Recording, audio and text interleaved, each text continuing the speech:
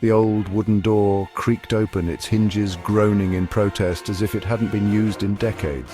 A musty smell wafted out, thick and heavy, carrying the scent of forgotten times and long-lost secrets. Dust motes danced in the single shaft of light that pierced the darkness, creating an almost magical atmosphere. Max, Maya and Leo exchanged nervous glances, their eyes wide with a mix of fear and excitement. They stepped into the darkness, the passageway so narrow they had to walk single file. Cobwebs brushed their faces and the air grew colder with each step they took. Max held his breath, listening for any sound that might indicate danger or discovery. Only the soft thud of their footsteps echoed in the silence, a constant reminder of their solitude in this hidden place. After what felt like hours, they reached the end of the passage, their hearts pounding with anticipation and dread. Another door, this one made of metal, barred their way. It looked ancient and formidable, as if it had been guarding something precious for centuries. Max pushed with all his might. The door swung open with a groan, revealing a blinding light that made them shield their eyes. What lay beyond was a mystery waiting to be uncovered. The light came from a glowing orb in the center of the room. It was unlike anything anyone had ever seen before, casting an otherworldly glow that seemed to pulse with a life of its own. Strange symbols were etched on its surface. These symbols were ancient, their meaning lost to time, yet they seemed to hold a power that was both mesmerizing and terrifying. It pulsed with an eerie light. The room was circular, its walls curving around the orb as if to protect it. The atmosphere was thick with mystery and anticipation. Metal shelves lined the walls, stacked high with books, scrolls, and strange devices. Each item seemed to tell a story of its own, adding to the enigma of the chamber. Wires snaked across the floor, connecting various devices. They seemed to hum with energy, as if they were part of a larger hidden mechanism. The air hummed with a low, constant vibration.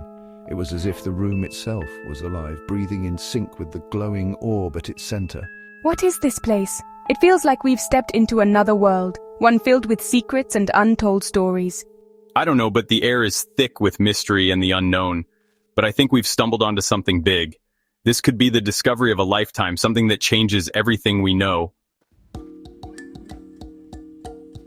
Max cautiously approached the orb. Its light pulsed, casting strange shadows on the walls.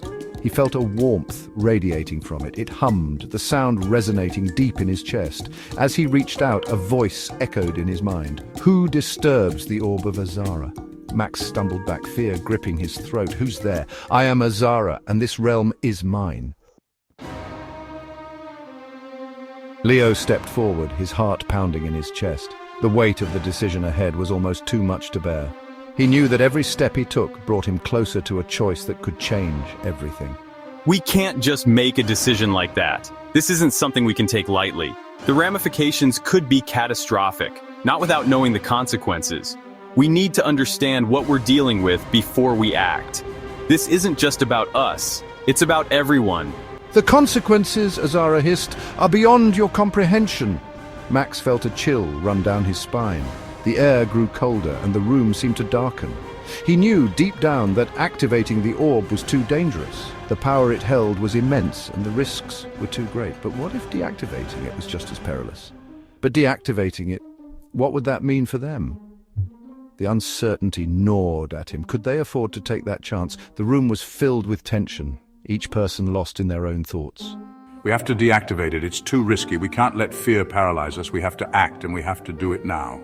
As he reached for the screen, the chamber began to shake. Dust fell from the ceiling and the ground beneath them trembled. It was as if the very earth was reacting to their decision.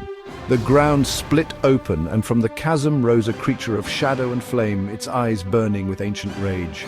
Azara had been unleashed. The air was thick with heat and the smell of sulfur. This was the moment they had feared.